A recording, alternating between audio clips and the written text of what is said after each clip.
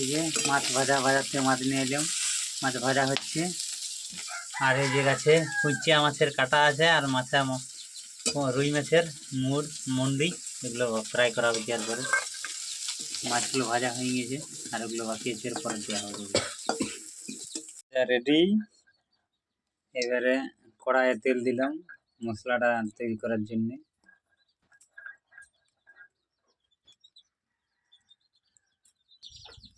এই লঙ্কা ফোড়ন দিয়ে দিই, এটা তেজপাতা দিয়ে দিলাম, এটা ভাজা হয়ে গেছে। এই পেঁয়াজটা দিয়ে দিলাম। এবারে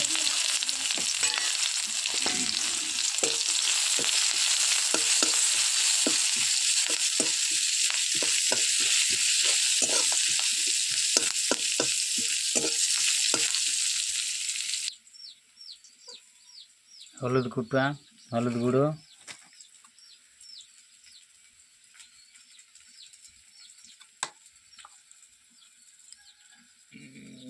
জিরে গুঁড়ো, এই ধনে গুঁড়ো,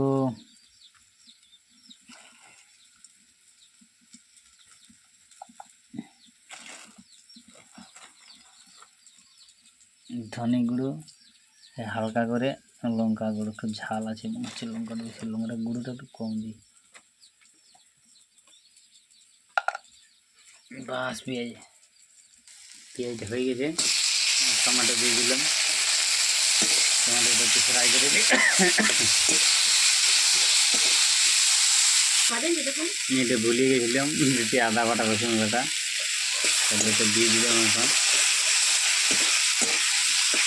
কেমন স্বাদ হবে জানি নেই, তবে করে দেখছি।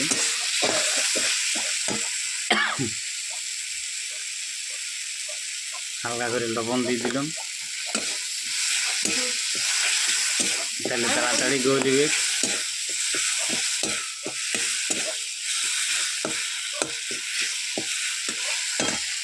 লঙ্কা গুঁড়া, ধনিয়া গুঁড়া, জলটা এবারে দিয়ে দিই। গুলাইলো নাই, তা বাকি আছে।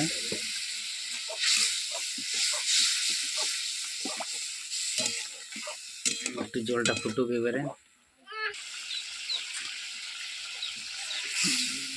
দারুণ টমেটো মশলা টসলা সব ফুটিয়ে গেল।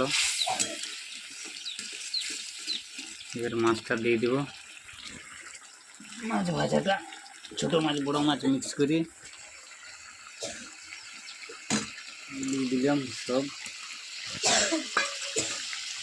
কালো কুচকুচি দেখাচ্ছে, একটু ফ্রাইটা বেশি হয়ে গেছে, তার জন্যে কালো কালো হয়ে গেছে।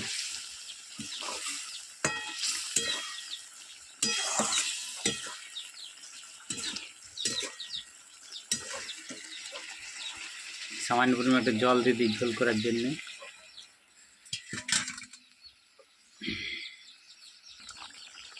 মাছ রান্না প্রায় কমপ্লিট। একটু ধনিয়া পাতা দিয়ে দিই, ফিশ মশলা নাই, ধনিয়া পাতা দিয়ে আর নামাই দেব।